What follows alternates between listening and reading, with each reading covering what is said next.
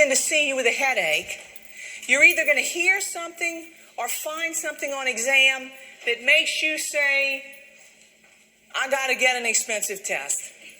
I got to get an imaging study. And you will forever live frustrated if you don't know what to document in your note, so that when the nurse at the insurance company or whoever's going to evaluate your note to give you an authorization to do that expensive test, if your note doesn't include the right things, lingo, words, you're not going to get authorization for that test. So this is what insurance companies look for. That's what Medicare looks for, and your note needs to include one or more of them because that's what your patient has. So make sure that you have that so that you can get authorization. When I went into practice initially, I had no clue what people were looking for. And I lived frustrated and I lived worried because, my background was ICU. So anytime a patient came with a headache, they usually ended up with a craniotomy. So my realm of practice was you have a headache, you get a craniotomy. That's what I thought. So, in primary care, I was getting all these headaches, these patients with headaches. I couldn't even get a darn CT. And I just was so afraid I was missing all these brain tumors. Well, thankfully, they don't walk in every day in your practice. But this is what your note has to include when you need to be able to get an imaging study. So this is what they're looking for.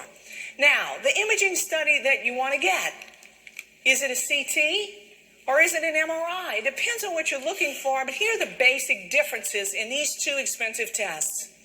A CT scan is what you order when you want to look at a cavity. A cavity. The chest is a cavity. The abdomen is a cavity. The cranium is a cavity. The sinuses are a cavity. When you want to look at soft tissue, like a meniscus, a brain, you get an MRI. And sometimes you need to look at soft tissue in a cavity, and you might get both. There's another big difference between a CT and an MRI. A CT imparts radiation, and a lot of it. You know how much? Enough radiation that the American College of Radiation, that was a slip, the American College of Radiology doesn't want you to order more than 2 CTs of the same body part in a year, because that's a lot of radiation. So CTs impart radiation. Pregnant patients are off limits for that. MRIs don't. So there's a big difference. When you're working in ER, you want CTs all the time. Why? Because you can get the results very rapidly. With an MRI, it's a lot slower exam. It typically has to be scheduled, and the results don't come back right away. So it's a big difference. Until you learn which imaging study is the one that you're supposed to order, pick up the phone, call the imaging center where this patient is going to go and have this test done. Tell them what you're looking for and ask for some guidance, because these tests are expensive. And if you order the wrong one, you see where I'm going with it? I'm a tightwad when it comes to spending my patients' money. And, money is hard to come by. So if you order the wrong test, oh, man, you don't want to do that, right? So get some help until you know what you're doing. Now that you know which test you're going to order, maybe it's a CT, maybe it's an MRI, the next thing you have to decide is whether or not you want contrast dye. So what does contrast do? Listen to the word. Contrast dye contrasts something from something in close proximity to it. Listen to it again. Contrast dye contrasts something from something in close proximity. For example, if you wanted to get an MRI of the lumbar spine because somebody had already had lumbar surgery and you wanted to distinguish the soft tissue in the lumbar spine from scar tissue, you would get an MRI with contrast. All right? So when you need to contrast two things, you typically get contrast dye. Now, there's a rule that you never, ever, ever, ever, ever break. And that rule is you never order a study with contrast dye if there's a leak, if there's a suspected leak, if there could be a suspected leak. And the reason you don't do that is because when you fill a brain with contrast dye and there's a leak, you're done. You're done. So be very, very careful with contrast dye. You got it? All right. So ask for some help. All right. You know, on both exams, both AANP and ANCC, you always have the potential to get an image, a picture of something that they can ask you about. So I'm giving you one of those images. This older adult complains of headache, lateral and superior to her eye. First of all, does she need an imaging study? And the answer to that of a yes or no depends on what you think's going on. And I'm thinking what's going on is giant cell arteritis, right? Do we get an imaging study for that? No. What's your tentative diagnosis? I just gave it to you, giant cell arteritis. A lot of people just abbreviate it as GCA, giant cell arteritis, or temporal arteritis.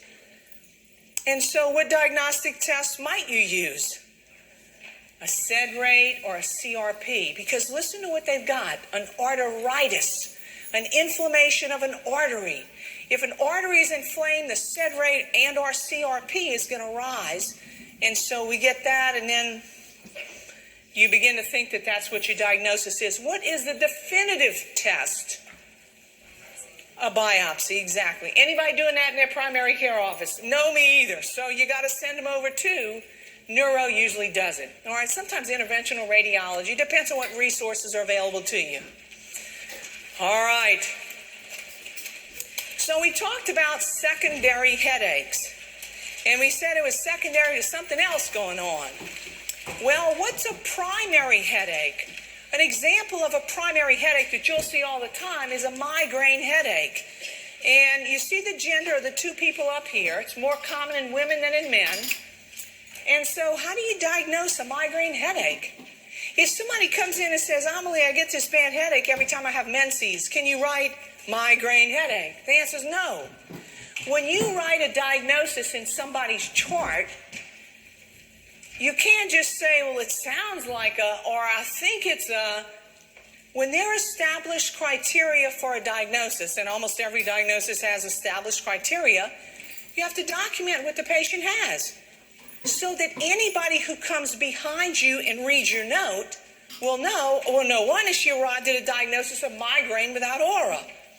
So you don't have to memorize these bullet points, but you must have them available.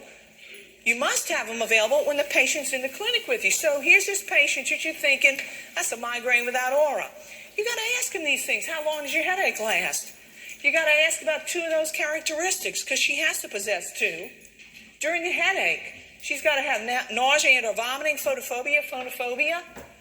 She's got to have had it at least 4 other times for a total of 5 before you can say, oh, this is migraine without aura. Now, on about the second one, or even the first one, when she tells you with menses, this is what I'm thinking. But before you can actually document it, the patient's got to meet all those criteria. And it can't possibly be any other reason why they might have that diagnosis. So where do these criteria come from? They come from the neuro gurus. That's the International Classification of Headache Disorders. That's where it comes from. And one more time, don't memorize this, but you got to have access to it in your clinic so you can make the right diagnosis. So that's migraine without aura. Migraine with aura, the patient's got to meet these criteria. So look at them. 2 attacks of migraine with aura. They only need 2 of these, not 5. But they have to have those same things that we looked at and talked about in a patient migraine without. All right, so make sure that you're familiar with them. All right, I have a question for you. So if we're going to go with the question that says triptan should be avoided in, you know it's in patients who are pregnant for the reason I just told you. The second one says have uncontrolled hypertension. We can avoid it in those patients. When you have a migraine headache, what do we think your cerebral arteries do? Look, they dilate. When we give you a triptan, what we think happens is that your cerebral arteries constrict. If your cerebral arteries constrict, because you got a triptan on board, your coronary arteries might constrict too. And so might the other arteries inside of you. And if your blood pressure is already elevated, oh, it's going up. What about experience angina? Yeah, right, because it's going to cause constriction. No way I'm giving it to that patient. Work around heavy machinery. What does that mean? Triptans make them sleepy, does it? Not really. Recently taken aspirin or NSAIDs?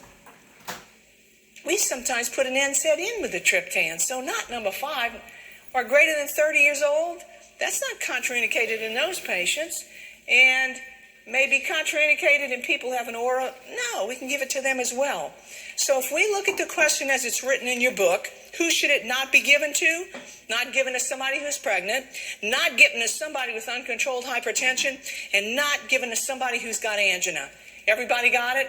All right, very good. Let's keep going. Well, when you look at guidelines to manage migraine headaches, there are always 4 medications that are in that chart. Simple analgesics and NSAIDs are always first-line treatment for a migraine headache. And I know what you might be sitting there having this thought. You might be thinking, Amelie, come on, ibuprofen is not going to knock out a bad migraine. Here is why every migraine headache guideline says start with those. It's because the whole principle of managing migraine headaches is to get the drug in as quickly as you can. If I were to say right now, oh, I'm getting a bad headache, anybody got a couple of acetaminophen? In this room, we could produce probably 6,000 acetaminophen. If I were to say, oh, I'm getting a bad headache, I think it's a migraine, anybody got some ibuprofen? We could probably produce 10,000 ibuprofen. The whole idea is they want a drug that you can get your hands on quickly, not that you have to leave work and go to the pharmacy to get. When those don't work, then we use a triptan. And when we use a triptan a lot, 2 or more times per month, we need to begin to think about prophylactic agents. All right, look at the prophylactic agents. Beta blockers might be good prophylactic agents in some patients.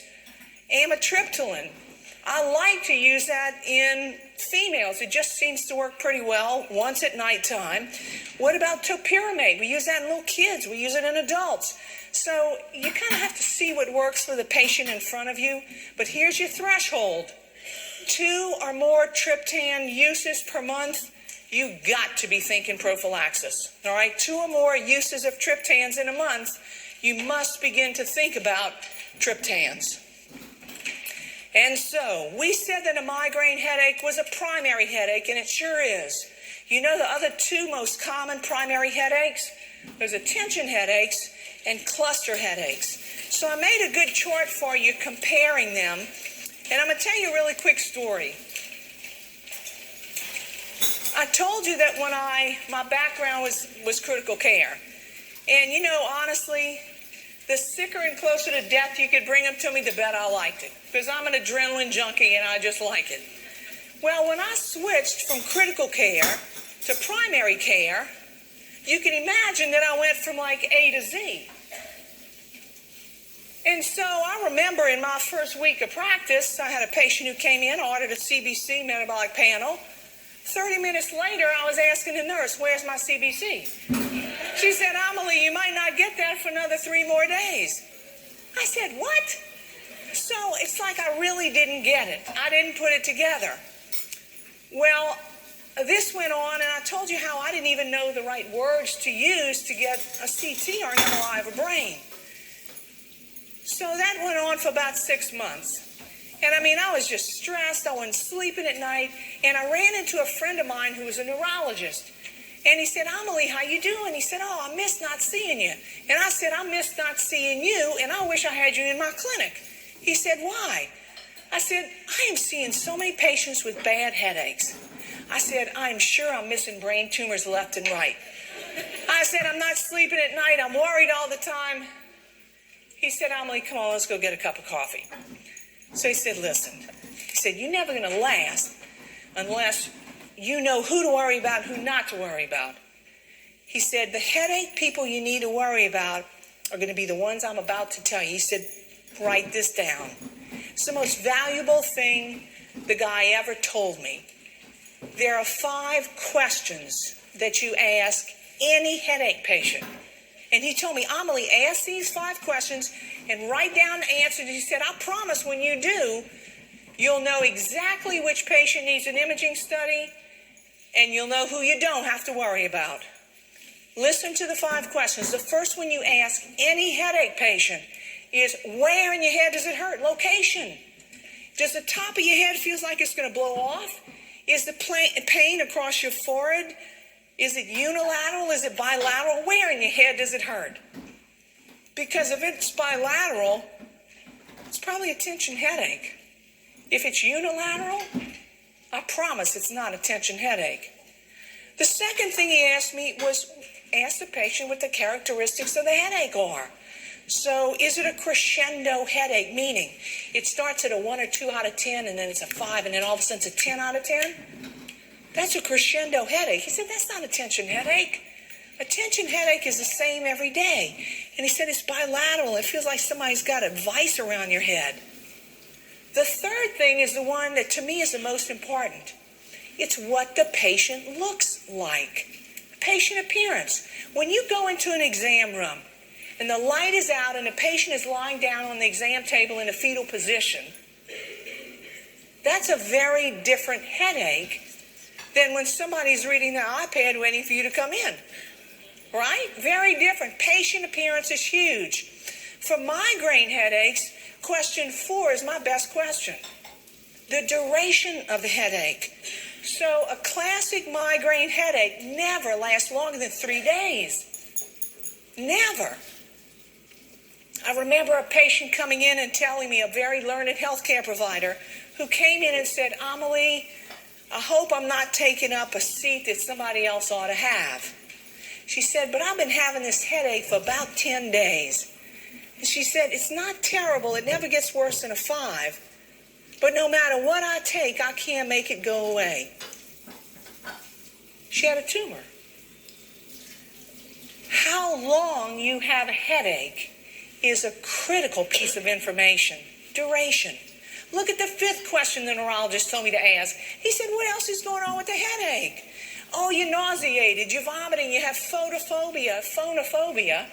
He said, you probably got a migraine headache. So this is what he told me to do. Ask the 5 questions and document them. And he said, look, he said, if somebody comes in and they have 4 of these things right here, he said they have a migraine headache. They don't need an imaging study. Treat them with a triptan. He said the person who needs an imaging study is somebody who has 1 of these, 2 of these, 1 of these, and something that's not even on your chart. And then I got it. So hopefully that will help you. But when you evaluate a patient's headache, you got to ask those 5 questions, and I promise you, you're going to sleep better.